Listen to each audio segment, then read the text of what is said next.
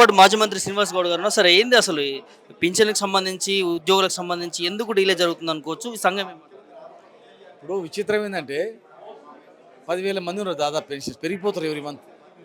వాళ్ళు every month దాచిపెట్టుకునే డబ్బులు అవన్నీ కూడా జీపీఎఫ్ కానీ రకరకాల రిటైర్డ్ కాగానే వాళ్ళ డబ్బులు వాళ్ళకి ఇవ్వాలి 5 రోజులు 10 రోజులు అటు ఇటు. కానీ మొత్తానికే మేము ఇయ్యము, ఏదో మేము ఫ్రీ ఇస్తున్నాము అనేటట్లు ప్రజల్లో చిత్రీకరించడం. 5 నెలల్లో మొత్తం అన్ని పరిష్కారం చేస్తామన్నారు. నువ్వు 5 డిఏలు నెల రోజులు ఇస్తామన్నారు. ఉద్యోగుల పాత పెన్షన్ విధానం తెస్తామన్నారు. అసలు ఏది లేదు. హెల్త్ కార్డ్స్ అసలు హాస్పిటల్లో అడ్మిట్ అయితే హాస్పిటల్ యజమాని దొంగలను చూసినట్టు చూస్తుంది. కొడుకులు వచ్చి రారా జైన్ అయిన రారా అన్నట్లు. వీళ్ళు జైన్ అయితే పైసలు ఇయ్యదు గవర్నమెంట్, ఏం ఇయ్యదు అనేటట్లా. అంటే విచిత్రంగా ఉంది. అంటే ఉద్యోగులు అంటే ప్రజలలో ఎట్లా చులకన భావం చూపిస్తూ ఉన్నారు. కనుక ఇక మేము కామ్గా ఉన్నాం యాక్చువల్గా. కానీ వాళ్ళు సమస్యలు తీర్చకపోగా అడుగు వాళ్ళను వీళ్ళ వెనకాల వేరే రాజకీయ పార్టీలు ఉన్నారు అని చెప్తున్నారు. ఇక అదేంద్ర బాబు అందరు ఉద్యమకారులు అందరూ కలుసుకున్నాం. లేదు ఏం చేయకుండా అంటున్నారు. ఇక అదేదో డైరెక్ట్గా ఉండి మనం చేద్దాం ఇది అని అందరూ తెలంగాణ రాష్ట్ర సాధనలో ప్రముఖ పాత్ర పోషించిన వాళ్ళు, రాష్ట్రం కావాలని కొట్లాడిన వాళ్ళు, రాష్ట్రం గురించి జైలుకు పోయినటువంటి వాళ్ళు, సహాయ నిరాకరణ, సకల జనుల సమ్మె, సంసద్ యాత్ర, సాగర హారం, మిలియన్ మార్చ్, అనేక సడక్ బంద్, అనేక ఉద్యమాలకు ప్రముఖ పాత్ర పోషించిన నాయకులందరం కలిసి ఖచ్చితంగా మనం ఈ ఉద్యోగులను కాపాడుకోవాలని చెప్పి ఇలా ఒక కమిటీ, సమన్వయ కమిటీ ఏర్పాటు చేసుకోవడం జరిగింది. మేము దీని తర్వాత తదుపరి కార్యక్రమాలు ముఖ్యమంత్రి గారిని కలుస్తాం, ఫైనాన్స్ మినిస్టర్ను, గవర్నర్ని కలుస్తాం, చీఫ్ సెక్రటరీని కలుస్తాం. చేయకపోతే ఏం చేయాలో చేస్తాం. ఇది అప్పుల విషయంలో గతంలోనూ అప్పు చేసి పేరు అని చెప్పి మాట్లాడారు. ఇప్పుడేమో కొత్తగా అప్పు పుడతలేదు, దొంగ లెక్క చూస్తున్నారని మాట్లాడుతున్నారు. అంటే ఈ ఉద్యోగుల సమస్యలు కావచ్చు, చాలా సమస్యలు ఉన్నాయి. ముఖ్యమంత్రికి చిత్తశుద్ధి లేదనుకోవచ్చు, అవగాహన లేదనుకోవచ్చు. ఏం చెప్తారు? అవగాహన లేకపోవడము, కోఆర్డినేషన్ గవర్నమెంట్ అసలు ఎవరికి లేదు. ఎవరంతకు ఎవరు ఒక్కొక్కరు ఒక శాఖల ఎవరి పని వాళ్ళు కానిచ్చుకుంటున్నారు అనమాట. అంతే, ఎవరి పనిలో వాళ్ళు ఉన్నారు. కోఆర్డినేషన్ లేదు. ఇవాళ ఎవరైనా ముఖ్యమంత్రి స్థాయిలో అట్లా మాట్లాడదు. ప్రభుత్వంలో ఉద్యోగులంటే ఒక భాగం కదా. ఆ రకంగా మాట్లాడడం అనేది బాధ కలిగింది. మరి సహచర మంత్రులు మరి వాళ్ళు ఏం మాట్లాడుతున్నారో నాకు అర్థం కావట్లేదు. మరి ఇలా సొంత ఉద్యోగులు ఆ మాట మాట్లాడితే వాళ్ళు ఎట్లా పని చేస్తారు చెప్పండి. మరి ఇప్పటికైనా వాళ్ళు సమీక్షించుకోవాలి, పునఃసమీక్షించుకొని ఈ సమస్యలు పరిష్కారం చేయాలా. వాళ్ళ డబ్బులు వాళ్ళకు ఇవ్వడానికుండా ఉల్టా వాళ్ళని ఎవరో వెనకాల ఉన్నారంటే ఎవరు వెనకలే మనటి వరకు ఇప్పుడు ఉన్నాం. రాజకీయంగా చేస్తున్నారు. ఇంతవరకు రాజకీయం చేయలేదు, ఇప్పుడు రాజకీయం కాదు, మేము ఉన్నాం. ఇలా మేమందరము ఆనాడు సిద్దిపేట గర్జన తర్వాత కేసీఆర్ గారి నేతృత్వంలో ఇవాళ కొట్లాడినాం ఆనాడు. తర్వాత రాష్ట్రం ఎట్లొచ్చింది అంటే సకల జనుల సమ్మె అని చెప్తారు. మన్మోహన్ సింగ్ గారు ప్రధానమంత్రి గారిని అడగమని చెప్పండి. సుష్మా స్వరాజ్ గారు లేదు, ఆమె మాతో పాటు ఉండేది. సుష్మా స్వరాజ్ గారు తెలుసు. సహాయ నిరాకరణ, సకల జనుల సమ్మె, సంసద్ యాత్ర, సడక్ బంద్ ఇవన్నీ ఎట్లా వచ్చినాయి? తెలంగాణ ఎట్లా వచ్చింది? ఉట్టి మేము లేని వచ్చిందా? ఇవన్నీ చేయకుండా వచ్చిందా? గాలికి వచ్చిందా? మాకు బాధ్యత, రాష్ట్రాన్ని తెచ్చిన వాళ్ళం కనుక మాకు బాధ్యత ఉంటుంది. మా ఉద్యోగులు రాష్ట్రం గురించి కొట్లాడిన వాళ్ళు కనుక వాళ్ళు అవమాన పరిస్థితి ఊరుకోం. మేము వాళ్ళకి అండగా ఉంటాం, పరిష్కారం చేస్తాం. ఇంకోసారి ప్రభుత్వం ఇట్లా అనకుండా చేస్తాం. రాష్ట్ర ఆదాయం మీ ముందే పెడతాము, ఏ సంక్షేమ పథకం ఆపాలో మీరే చెప్పండి, ఎట్లా పంచుకోవాలో మీరే చెప్పండి అని చెప్పి. ఇప్పుడు అమెరికా కూడా అప్పు ఉందండి. అమెరికా హైయెస్ట్, ప్రపంచంలోనే నెంబర్ 1 దేశం అమెరికా. అమెరికా అత్యధిక అప్పు ఉంది. ఇలా ఈ రాష్ట్రం ఎన్నో తెలుసా? 25ది. మొన్న పార్లమెంట్లో చెప్పారు అప్పులున్న రాష్ట్రాల జాబితా తయారంటే మన 25, 24 రాష్ట్రం. అంటే మనకన్నా 1 నుంచి 23 రాష్ట్రాలు అప్పులు తెచ్చినాయి. అందులో కాంగ్రెస్ బీజేపీ పరిపాలిత రాష్ట్రాలే ఉన్నాయి అవన్నీ కూడా. మేము తెచ్చిన అప్పుకు ఇక్కడ మా కళ్ళ ముందర కనిపిస్తుంది. ప్రభుత్వం చెప్తున్నారు, ఇగో హాస్పిటల్ కనబడుతుంది, జిల్లాకు మెడికల్ కాలేజ్ కనబడుతున్నాయి, ఇగో ఇంతమంది ఇన్ని లక్షల తాగునీరు ఇచ్చినాం, ఇంటింటికి మంచినీళ్ళు ఇచ్చినాం, ప్రతి పెళ్లికి డబ్బులు ఇచ్చినాం, గ్రామాలకు రోడ్లు వేసినాం, ఫ్రీ కరెంట్ ఇచ్చినామని. మరి ఇలా 1,50,000 కోట్లు అప్పు తెచ్చామంటారు కదా. ఒక్కటి చెప్పండి ఏం చేసినాను? ఒక్కటి ఏం చెప్పకపో మేము వాళ్ళేమో పెట్టుబడి అని చెప్పినాం ఆ రోజు. ఇవాళ మీరు తెచ్చిన పైసలు ఎక్కడ పోయినాయి? మరి ఇట్లా కాదు. అది ఒకరి మీద అబాండాలు వేయద్దు. మీరు చేయండి, మీ మార్క్ ఒకటి చేయండి, ప్రజలు మంచిగా ఉంటుంది. చేయకపోగా ఉల్టగా మాట్లాడితే పద్ధతి కాదు. కాబట్టి నుంచి వెంటనే రిటైర్డ్ ఉద్యోగులకు టోటల్ బెనిఫిట్స్ ఇవ్వాలి. 10,000 మందికి 5 డిఏలు వెంటనే విడుదల చేయాలి. పాత పెన్షన్ విధానం వెంటనే అమల్లోకి తీసుకురావాలి.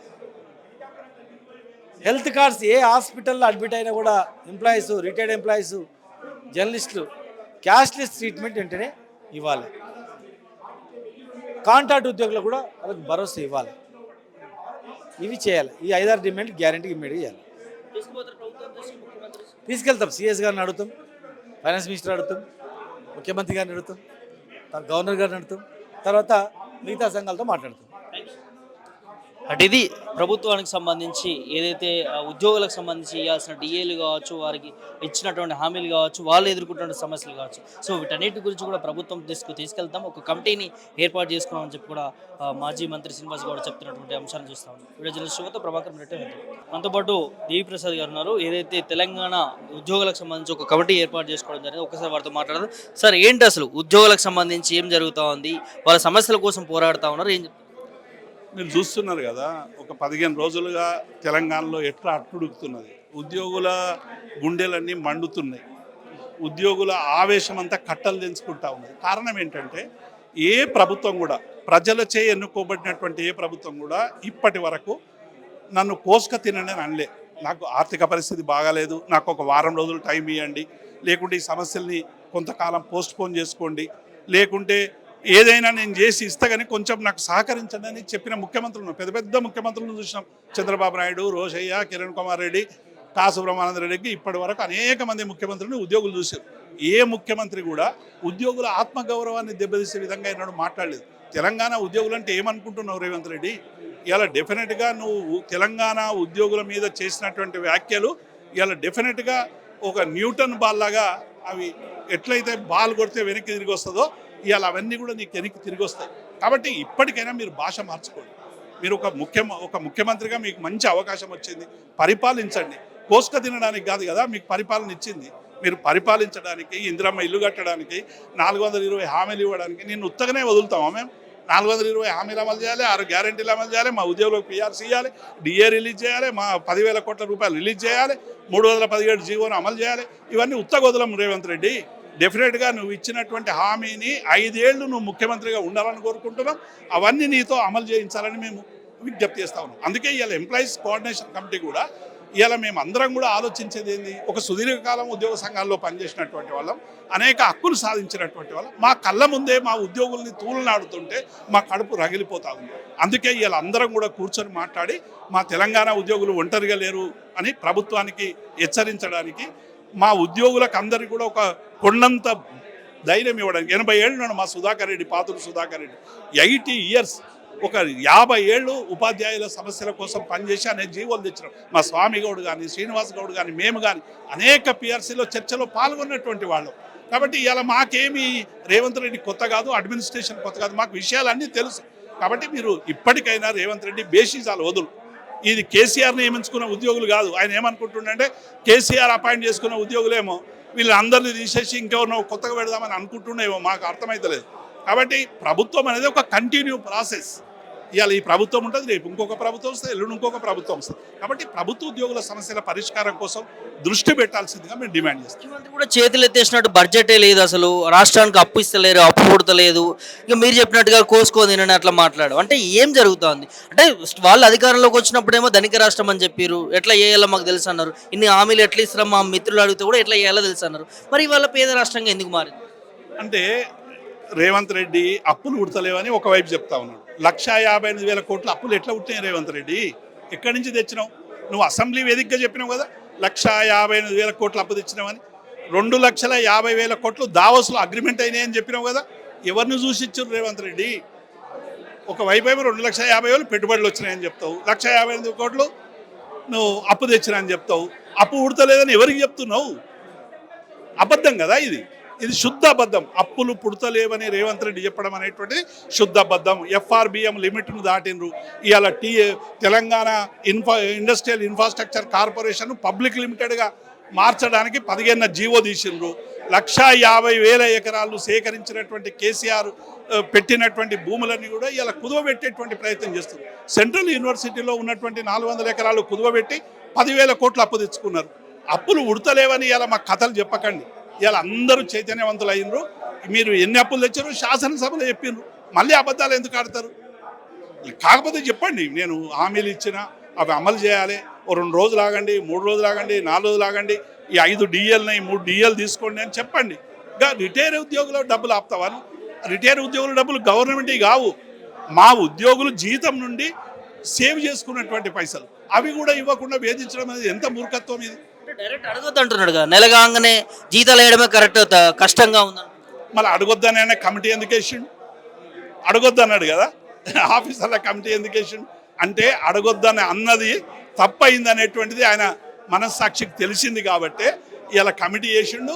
రేపు డెఫినెట్గా డిఏలు ఇస్తాడు, పిఆర్సీ ఇస్తాడు, సమస్యలు పరిష్కరిస్తాడు. పరిష్కరించేదాకా మేము వదలం.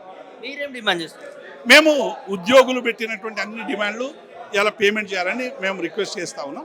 5 డిఏలలో కనీసం 3 డిఏలు వెంటనే రిలీజ్ చేయండి. మా రిటైర్ అయిన ఉద్యోగులకు మాత్రం డబ్బులు ఆపకండి.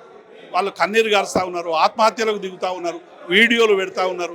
10% కమిషన్ ఇస్తే తప్ప మా డబ్బులు రావాలని కొందరు ప్రభుత్వం మీద బదనాం చేస్తూ ఉన్నారు. కాబట్టి వీటినన్నింటినీ పరిష్కరించేటువంటి ప్రయత్నం చేయండి.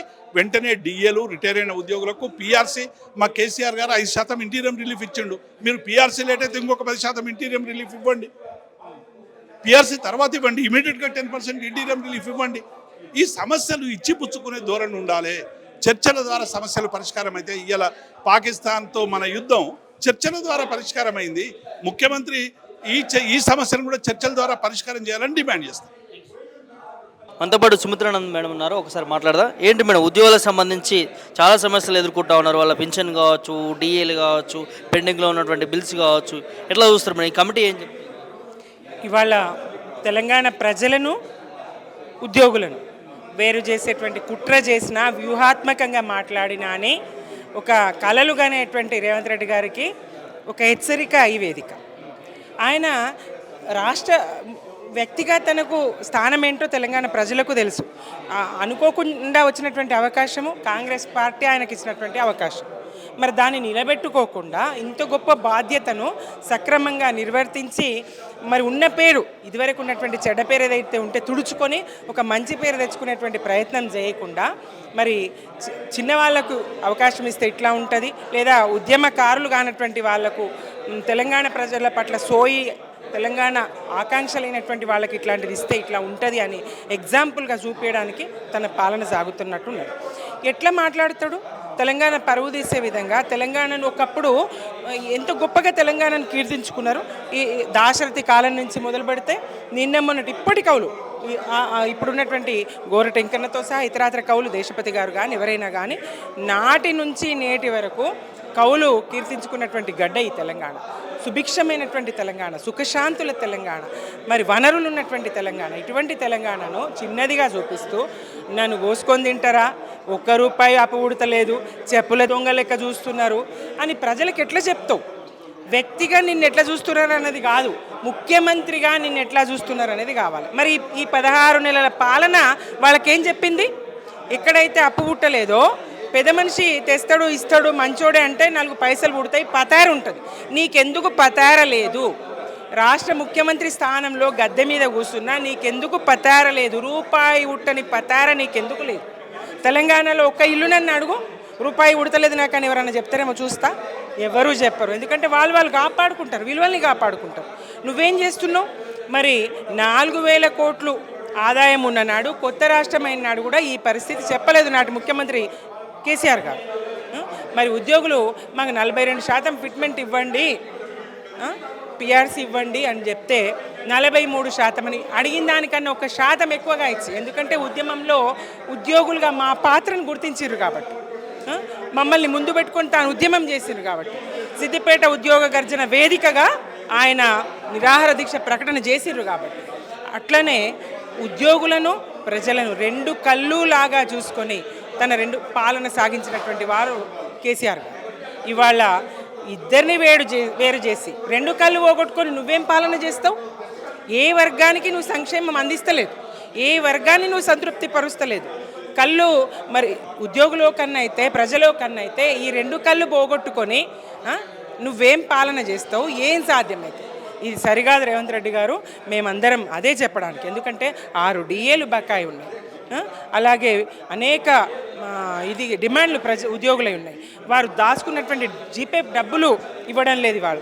అలాగే పదవీ విరమణ పొందినటువంటి ఉద్యోగులు, వాళ్లకు దక్కాల్సినటువంటి, వాళ్ళు దాచుకున్నటువంటి పైకం, వాళ్ళకు రావాల్సినటువంటి పైకం ఇవ్వడం లేదు. ఇది అడిగితే గత సంవత్సర కాలంలో ఇవ్వకుండా ఇది అడిగితే మరి ఈ మాటలు మాట్లాడడం ఎంతవరకు సమంజసం? నువ్వేవైతే చేస్తున్నావు ఇవాళ అందాల పోటీలు అవి బట్టకొచ్చేవా, పొట్టకొచ్చేవా, ఆకలి తీర్చేవా, అవసరానికి వచ్చేవా? ఎందుకు అవసరమో రేవంత్ రెడ్డి గారు ఒక మాట చెప్పగలవా? ఏం సాధ్యమవుతుంది, ఏం పొందుతాము, ఏం వస్తుంది తెలంగాణకు చెప్పగలవా? తెలంగాణ మహిళ శ్రమైక జీవన సౌందర్యానికి ప్రతీక, తెలంగాణ మహిళ పోరాటానికి ప్రతీక, సమ్మక్క సారక్కల వారసత్వం, రాణి రుద్రమ వారసత్వం, చాకలి ఐలమ్మ వారసత్వం, మరి రాజులను నవాబులను ఎదిరించినటువంటి మహిళ, నిన్నటి తెలంగాణ పాలనలో బతుకమ్మనెత్తి బరిలో నిలిచినటువంటి తెలంగాణ మహిళ. నువ్వు మరి వాళ్ళ తెలంగాణ మహిళలకు అంగాంగ ప్రదర్శన చేసే అందాల పోటీతో ఏమునగొడుతుంది? ఎట్లా, ఏ రకంగా పెరుగుతుంది, ఏం సాధ్యమవుతుంది? అన్నాడు ఈ కార్ రేసింగ్కు నువ్వు అభ్యంతర పెట్టినోడివి, కేసులు అన్నోడివి, ఏదో కుట్ర చేసినోడివి జైల్లో వేయాలని. ఇవాళ ఇది ఏ రకంగా సాధ్యమవుతుంది? ఇది ఏ రకంగా అందాల పోటీలు తెలంగాణ బ్రాండ్ ఇమేజ్ని ఎట్లా పెంచుతాయి, తెలంగాణకు ₹1 అదనంగా ఎట్లా తీసుకొస్తాయి? ఖర్చు తప్ప ఏం జరుగుతుంది? మీ నుంచి ఏ మహిళ కూడా కోరుకోదు, తెలంగాణ మహిళ అయితే అస్సలే కోరుకోదు. దాంట్లో విజేతలు ప్రపంచ స్థాయి పోటీల్లో ఒక్కరు విజేత. ఆ ఒక్కరి వల్ల ప్రపంచానికి ఏంటి మేలు, తెలంగాణకి ఏంటి మేలు? ఇది గుర్తించాలి. నువ్వు కుట్రపూరితంగా ఇటు ప్రజలని ఉద్యోగులను వేరు చేసేటువంటి ఈ మాటలు ఏవైతే ఉన్నాయో అటు ప్రజలు ఇటు ఉద్యోగులు ఇద్దరూ అర్థం చేసుకోవాలి. పరిస్థితికి ఎందుకు వచ్చింది మేడం? స్వయాన ముఖ్యమంత్రి ఆ వచ్చే ఆదాయాన్ని మీ ముందే పెడితే మీరే పంచుకోండి, ఏ పథకం ఆపాలో మీరే డిసైడ్ చేయండి, మీరే చెప్పండి అని చెప్పడము అంటే ఎందుకు ఇంత అప్పు పుట్టకుండా రాష్ట్రం ఎందుకు ఏమైపోయింది? గతంలో వీళ్ళు స్టార్టింగ్ అధికారంలోకి వచ్చిన తర్వాత ఇంత మేము మంచిగా చేస్తాము, మాకు తెలిసి ఎట్లా చేయాలో పాలన అని చెప్పినప్పుడు ఇప్పుడు ఎందుకు ఈ పరిస్థితి? ఆయన ఏమనుకున్నారంటే ప్రజల ముందు నేను ఓపెన్, ఏది దాపరికం లేని ట్రాన్స్పరెన్సీగా మాట్లాడుతున్నా, నేను దాపరికం లేకుండా మాట్లాడుతున్నా అనుకుంటున్నారు. కానీ నువ్వు దాస్తున్నావు. నువ్వు ఇంత ఆదాయం వస్తుందని చెప్తున్నావు, 18,000 కోట్ల ఆదాయం వస్తుంది. నువ్వు ప్రతి నెల 10,000 కోట్ల అప్పు చేస్తున్నావు. ఈ 28,000 కోట్ల రూపాయలు నువ్వేం చేస్తున్నావు? తెలంగాణ సమాజానికి చెప్తావా? ఉద్యోగులకు చెప్తావా? ఆ దమ్ము ధైర్యం ఉందా? ఆ లెక్కలు పెట్టగలవా ప్రజల ముందు? సాధ్యమవుతుందా అది? ఎన్ని సంక్షేమ పథకాలు నాటి ప్రభుత్వము పెట్టినటువంటి ఎన్ని సంక్షేమ పథకాలు నువ్వు ఆపేసినావు, ప్రజా సంక్షేమ పథకాలను ఆపేసినావు, ఉద్యోగుల న్యాయమైనటువంటి వాళ్ళకి రావాల్సినటువంటి బెనిఫిట్స్ని నువ్వు అడ్డుకుంటున్నావు. మరి అన్ని రకాలుగా విఫల పాలన, ఏదైతే నువ్వు చెప్పినవో, ఏదైతే నువ్వు ప్రజలకు హామీలు ఇచ్చినవో అదన్నీ నెరవేర్చలేని ఎగవేతల కోసం ఇట్లాంటి మాటలు మాట్లాడుతున్నావు తప్ప నీ ఎవరన్నా నా వల్ల కాదు అని అంటే తప్పుకోమని చెప్తారు. బాధ్యులు ఎవరైనా నా వల్ల అవుతలేదు, సాధ్యం అవుతలేదు, అప్పు పుడతలేదు అంటే తండ్రినే కొడుకు అంటాడు. ఒక తండ్రి నాకు అప్పు పుడతలేదు, మనకు వచ్చిన పంట గింత, గింజలు గింత, ఖర్చు గింత అంటే నాయన మరి బాధ్యత నాకు అప్పగించు, నేను చేసి చూపిస్తాను కొడుకే అనేటువంటి పరిస్థితి ఉంటుంది, భార్య అనేటువంటి పరిస్థితి ఉంటుంది.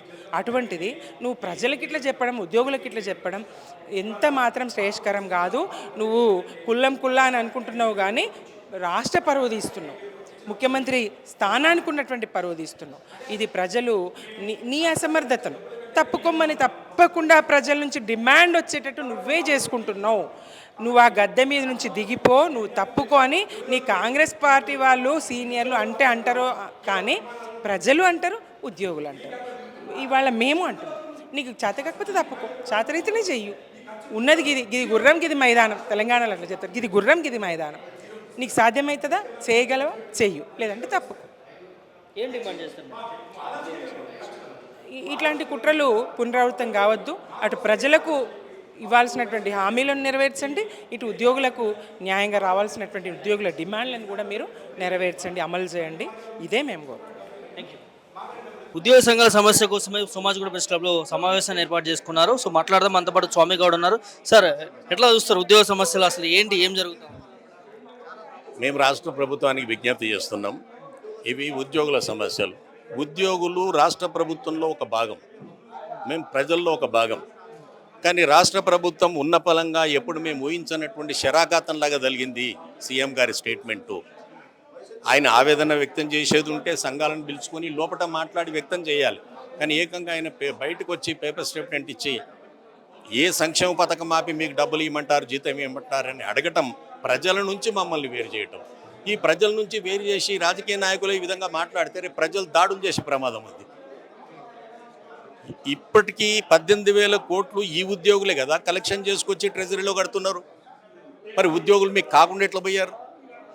కాబట్టి మీరు ఉద్యోగులను కడుపులో పెట్టుకొని కాపాడుకోవాలి కానీ ప్రజల నుంచి వేరు చేసే విధంగా మాట్లాడటం వలన ఈ సమస్య ఉత్పన్నమైంది. ఇక మేము పెన్షనర్లం, వాళ్ళకి డిఏ వస్తేనే మాకు వస్తుంది, లేకపోతే రాదు. కాబట్టి మేమనేది ఏంది, మా డిఏలు 5 పెండింగ్ ఉన్నాయి. అందులో నుంచి మీరు పిలిచి సంఘాలను మాట్లాడి ఇంత చేతనవుతుంది, ఇంత కాదు, ఇంత పరిస్థితి ఎట్లుంది అని చెప్పాలి.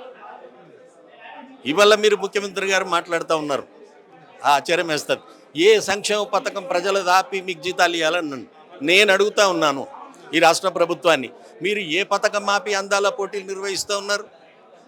ఒక పక్కన రాష్ట్రం దివాలా తీసించి చెప్పారు, అప్పు పుడతలేదన్నారు. మరి అందాల పోటీలు ఎక్కడి నుంచి నిర్వహిస్తూ ఉన్నారు? బ్రాండ్ తప్పేం లేదు, బ్రాండ్ ఇమేజ్ పెంచండి. కానీ రాష్ట్రం దివాలా తీసినప్పుడు బ్రాండ్ ఇమేజ్ ఏంటి? నీ ఇంట్లో తిండికి గతలేదు, బయట 50 మందిని తీసి నువ్వు బిర్యానీ పెట్టడం ఏంది అని అడుగుతున్నా నేను. ఓ పక్కననేమో ₹1 అప్పించటోళ్ళు లేడు ఊర్లాంటివి, ఇంట్లో తినడానికి తిండి గింజలు లేవంటివి, 50 మందిని బయట వాళ్ళని పిలిచి నువ్వు బిర్యానీ తినబెడుతుంటే మమ్మల్ని పక్క రాష్ట్రంలో మమ్మల్ని ఏమనుకుంటారు? తెలంగాణ దివాలా తీసిందా రాష్ట్ర ముఖ్యమంత్రి చెప్పిండు అనుకోరా? మీరు దివాలా తీసిన సంగతి లోపటింట్లో పిల్లలను పిలుచుకొని చెప్పండి, మాట్లాడండి. అంతేగాని మీరు బహిరంగంగా మాట్లాడి దివాలా తీసిందని చెప్పి మరి మూసీకి అన్ని కోట్లు ఇస్తామన్నారు. ఏడుకెళ్ళి ఇస్తామన్నారు దివాలా తీస్తే? 4th సిటీ కడతామంటున్నారు, ఎక్కడి నుంచి కడతారు?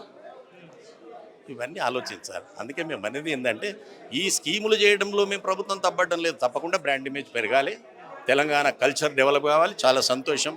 కానీ మమ్మల్ని కూడా దాంట్లో భాగస్థులను చేయండి, మాకు ఇచ్చేది ఇవ్వండి. మేము దాపెట్టుకున్న డబ్బులు మీ వద్ద ఉన్నాయి ఏపీజీఎల్ఐగా. మేము పెట్టుకున్న డబ్బులు కూడా గవర్నమెంట్ రిటైర్మెంట్ బెనిఫిట్ రాకపోగా మా డబ్బులు రావటం లేదే. కష్టంగా ఉన్నది, అప్పు కూడా పుడతలేరు. ఎక్కడికైనా అడిగిన ప్రశ్నే, అప్పే పుడతలేదు, దివాలా తీసింది. మరి మీరు అందాల పోటీలు ఎట్లా చేస్తున్నారు? ఇంట్లో కొడుకు తిండి పెట్టనీకే, రొట్టె ముక్క పెట్టనీకే లేదు, బయటోనికి బిర్యానీ ఎట్లా తెచ్చి పెడుతున్నారు? దయచేసి ప్రభుత్వం చెప్పాలి ఆన్సర్. ఎందుకు వచ్చింది అనుకోస్తారు? అంటే గతంలో స్టార్టింగ్లోనేమో అది ప్రభుత్వం చెప్పాలి. మాకు ఎట్లా తెలుస్తుంది? మేము రిటైర్ అయినాం, ఇళ్ళలో వండుకున్నాం, షుగర్ పేషెంట్లం, అది మాకు ఎట్లా తెలుస్తుంది? మా కడుపు ఎక్కడ మండింది? మా ఉద్యోగులను కామెంట్ చేయడం వల్ల మేము అంతేకమయ్యాం. అంతకు తప్పించి మాకు ఏ రాజకీయ ఎజెండా లేదు. నేను చెప్పాను కదా, ముందుగా ఉద్యోగ సంఘాలను పిలిచి వారితో సమన్వయం చేసుకోండి, డిఎల్ రిలీజ్ చేయండి, పిఆర్సీ ఎప్పుడు వేస్తారో వాళ్ళతో మాట్లాడండి. రూపాయి లేనటువంటి డిమాండ్స్ కొన్ని ఉన్నాయి, 34 డిమాండ్ రూపాయి ఖర్చు లేని, వాటిని పరిష్కరించండి. ఇవన్నీ మీరు ఇంటి పెద్దగా పిలిస్తే పరిష్కారం అయ్యేటివి. మీరు ఆ విధంగా మాట్లాడటం వల్ల ఇది ఇంత సమస్య అయింది. ఇది అందుకే ఇప్పటికైనా కూడా మీకు లౌక్యం తెలుసు, వాళ్ళని పిలవండి, మాట్లాడుకోండి. సంఘాలు ఉన్నాయి, మేము సంఘాల మధ్యలో జోక్యం చేసుకోం, చర్చలకు పోవద్దని మేము చెప్పేటోళ్ళం కాం. మేము చెప్తే వాళ్ళు ఏమి ఊరుకోరు. కాబట్టి మీరు సమన్వయం చేసుకోండి. ఇది పరిస్థితి. ఏదైతే ఉద్యోగ సంఘాలకు సంబంధించి సమస్యలు ప్రభుత్వం సాల్వ్ చేయాలి, వాళ్ళ డిఏలు కావచ్చు, పెన్షన్స్ కావచ్చు, అవన్నీ కూడా ప్రభుత్వం దృష్టికి వెళ్ళినా కూడా సాల్వ్ చేయకపోవడంతో పాటు మరి ఏదైతే అప్పు విషయంలో మాట్లాడుతూ ఉన్నో తెలంగాణ ఇజ్జత్ తీసే విధంగా ముఖ్యమంత్రి వ్యాఖ్యలు ఉన్నాయి. కాబట్టి ఖచ్చితంగా ఉద్యోగ సంఘాలు ఏవైతే డిమాండ్ చేస్తూ ఉన్నాయో, ముఖ్యమంత్రిగా ఒక తెలంగాణకి పెద్ద దిక్కుగా ఉన్నది మీరే. సో రాష్ట్రాన్ని ఎట్లా ముందు తీసుకుపోవాలనేది ఖచ్చితంగా మీరు అవగాహన తెచ్చుకోవాలి.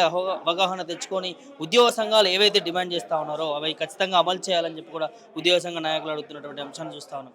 వీడియో జర్నలిస్ట్ షోతో Prabhakar, mirror TV, Samaj press club నుంచి హైదరాబాద్.